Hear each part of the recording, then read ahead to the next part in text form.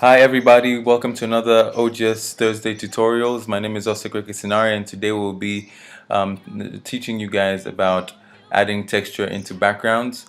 This is an image that I shot a month or two ago with a model called Merylin. What basically we'll be doing is that we're going to be applying a vintage kind of texture onto the background, or a texture that's going to make it look like it was like a wall or something close to that. So basically what the first step you do basically is that you go find a texture. Basically go onto your Google and then just search for vintage texture. You get a variety of different textures that you can use, and as you can see they have these different patterns as well, which like for this one it looks like a wall. I already downloaded a texture that I wanted, and I already brought it into Photoshop. This is the texture. It's kind of like an oil paint texture, and basically what you do is that you bring it onto the image that you want to apply it on, and we'll name it texture. Let me just resize it a little bit. I feel like it's a little bit too big.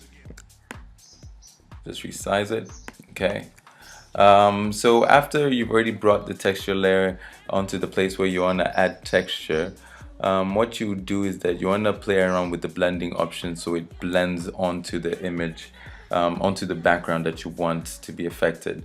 And what you do is you go to this tab over here and scroll down. You have different blending options, but for this you'd want to use overlay just to get the texture in the background. And as you can see, once I've already applied the blending option of overlay, the texture actually affects also the overall image. So the hair of the model, the face, the skin, all of it is affected by the texture, and also the background, you have the texture there. What I want is basically the texture to only affect the background and not the model. The only way I'll be able to do this is by getting the mask tool for the mask layer, and basically erase out the area that I don't want the texture to be seen. Once I've already opened my mask, and this is where you open a mask here. Let me just repeat that. I'm just going back to just show you where I opened.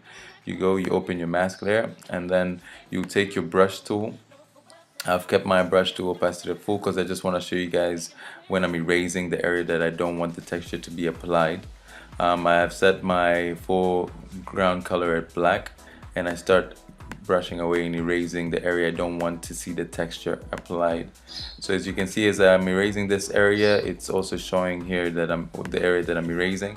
So I'm taking out all this. So all this is the texture. I'm erasing the texture from the hair and the skin. I just don't want the texture to affect the skin on the model. I just want it to be on the background.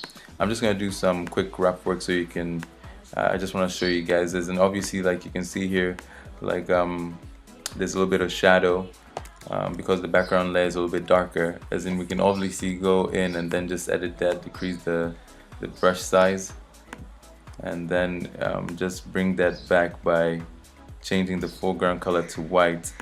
It basically brings it back the texture, and then I'm bringing it back. Basically what I'm doing is I'm using a keyboard shortcut right now, which is X. It changes the tabs, the color on the tabs for the foreground and the background. So when I have it on black, I erase, and when I have it on white, I bring back the texture. So I'm erasing here right now. As you can see here, we're just gonna bring it back in with the white. Obviously you can take your time with this, zoom in and edit more just to perfect it and make the image look overall at the end overall like a suitable image. Like there's different areas, as you can see here, there's some places that I haven't erased, so I'll just go back and then sorry, let me just change that, go back and then just take that out as well. So there you have it. You have applied the texture into the background, and if you feel like maybe the texture is too bright, you can always just decrease the opacity for the layer. So I can drop it down, but I'll still be left with some texture, so that's good. I'll just show you a before and after. So this is the image before, the texture being applied, and then this is after. So you have the texture around there. You can decrease it as well just to get that tone back. It also depends on the layer that you're using. The layer which I chose was a little bit brighter. That's why I'm getting like a bright kind of or blending mode when I blend the texture layer with the image layer. But yeah, that's how it looks. So this is before and this is after applying the texture, and that is the technique that I use to when I want to apply texture into my backgrounds.